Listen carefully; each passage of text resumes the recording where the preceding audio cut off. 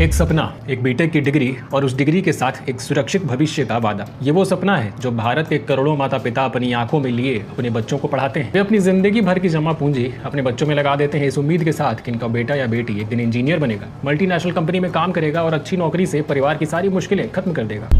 आज की जो युवा मांग रहे हैं नौकरी, ये सब उसको हिंदू मुस्लिम में बांट दिया जाए। सबसे बड़ी सेक्टर है जॉब का, आप उसी को बेच दीजिएगा, युवा जाएगा कहाँ? लेकिन क्या हो जब ये सपना एक भयानक दुस्वप्न में बदल जाए? क्या हो जब लाखों रुपए खर्च करने और 4 साल की कड़ी मेहनत के बाद वो डिग्री सिर्फ एक कागज का टुकड़ा बनकर रह जाए? लाइफ में एक बात हमेशा याद रखना, जो तुम्हारी डिग्री है, कॉलेज है, इट डजंट मैटर। ये कहानी है आज के भारत के करोड़ों युवाओं की। ये कहानी है उस सच्चाई की जिसे मेन स्ट्रीम मीडिया आपको नहीं दिखाएगा। आज हम बात करेंगे उस संकट की जो हमारे देश की नींव को हिला रहा है, यूथ अनएम्प्लॉयमेंट। लेकिन हम सिर्फ बेरोजगारी के आंकड़ों की बात नहीं करेंगे दोस्तों, हम बीटेक की डिग्री से आगे बढ़कर उस सिस्टम को समझने की कोशिश करेंगे जो हमारे युवाओं की आकांक्षाओं को कुचल रहा है। क्यों 3000 इंजीनियर एक वॉक इन इंटरव्यू के लाइन में घंटों लगे रहते हैं? क्यों हमारे युवा इजराइल जैसे देशों में मजदूरी करने को मजबूर है? और सबसे बड़ा सवाल, जब देश $5 ट्रिलियन की इकोनॉमी बनने का जश्न मना रहा है तो इस जश्न में देश के युवाओं के लिए कोई जगह क्यों नहीं है? आपके और मेरे हिस्से की नौकरियां आखिर कहां चली गई? आइए आज इन कड़वे सवालों के जवाब को ढूंढते हैं। डिग्री नहीं होगी तो नौकरी नहीं होगी, नौकरी नहीं होगी तो कोई बाप अपनी बेटी नहीं देगा, बैंक क्रेडिट कार्ड नहीं देगी, दुनिया रिस्पेक्ट नहीं देगी। सरकार भी पैसा लेती है, यूनिवर्सिटी पैसा लेती है। आज हमको ऐसा स्थिति हो गया है कि हम लोग रोड पे दर खपा रख रहे हैं। और ये भी सोचिए कितना ज्यादा बेरोजगारी आपके देश में आया क्यों? इसका मतलब आपका पॉलिसी बहुत खराब है। लोग बुर्बक आदमी है का?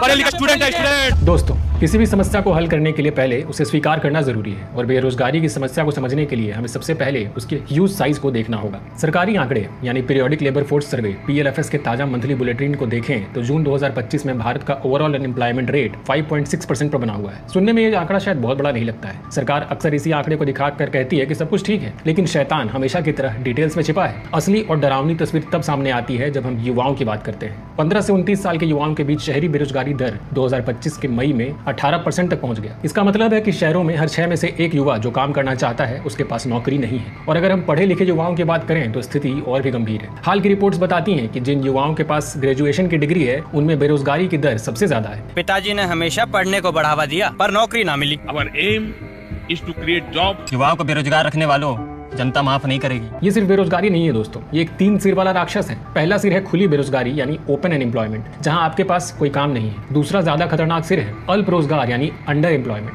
यानी एक एमटेक की डिग्री होल्डर ग्रुप डी की चपरासी की नौकरी के लिए आवेदन करता है, काम तो है लेकिन उसकी योग्यता और उसकी क्षमता से बहुत नीचे। भारत की ज्यादातर प्राइवेट कंपनीज में मैक्सिमम वर्कफोर्स जो है वो अंडर एम्प्लॉयड ही है, जो कि एक भयावह स्थिति है। हालांकि इस स्थिति में और भी फैक्टर्स शामिल हैं, जैसे बॉस के साथ सोने वाले या उनकी चमचागिरी करने वाले हमेशा अपनी योग्यता से आगे निकल जाते हैं, लेकिन इस पर कभी और चर्चा करेंगे। इस बेरोजगारी का जो तीसरा सिर है वो है प्रच्छन्न बेरोजगारी यानी डिस्गाइज्ड अनएम्प्लॉयमेंट, जैसे कि लाखों लोग मन मुताबिक या क्वालिफिकेशन के अकॉर्डिंग काम ना मिलने की वजह से शहरों से वापस अपने गाँव में खेती करने चले गए। कागज पे तो वे नियोजित दिखते हैं, लेकिन क्या इससे समस्या हल हो जाती है? जी नहीं, ये सिर्फ छिप जाती है। ग्रेजुएशन जब ज्वाइन की तो मैंने कहा एग्रीकल्चर लाइन में अच्छा पैसा है और सिलेक्शन इसमें बहुत जल्दी होती है। उस टाइम होते थे। मैं प्रेजेंट टाइम बिग बास्केट में काम करता हूँ, ग्रेजुएट भी हूँ और प्लस में कंप्यूटर कोर्सेज भी हैं, मतलब हर चीज़ की मुझको नॉलेज है। और इन सब के बीच एक और खतरनाक ट्रेंड है, हमारे वर्कफोर्स से महिलाओं की भागीदारी लगातार घट रही है। करोड़ों महिलाएं जिन्होंने किसी वजह से नौकरी छोड़ दी थी, उन्होंने दोबारा नौकरी तलाशने या उसे ज्वाइन करने का प्रयास ही नहीं किया। और ऐसे लोग जो पूरी तरह से निराश हो चुके हैं और जिन्होंने नौकरी खोजना ही बंद कर दिया है, उन्हें तो बेरोजगारी के आंकड़ों में गिना भी नहीं जाता। तो असल में जमीनी हकीकत सरकारी आंकड़ों से कहीं ज्यादा भयावह है। हम एक ऐसी पीढ़ी तैयार कर रहे हैं जिसे स्कॉलर क्रेग जेफरी ने नो वेयर जनरेशन कहा था। एक ऐसी पीढ़ी जिसके पास शिक्षा तो है लेकिन भविष्य का कोई रास्ता नहीं है। तो सवाल ये है कि ये जो पाइपलाइन है जो एजुकेशन से शुरू होकर के एम्प्लॉयमेंट पर खत्म होनी चाहिए थी, उसमें लीकेज कहाँ पर है? दिक्कत कहाँ आ रही है?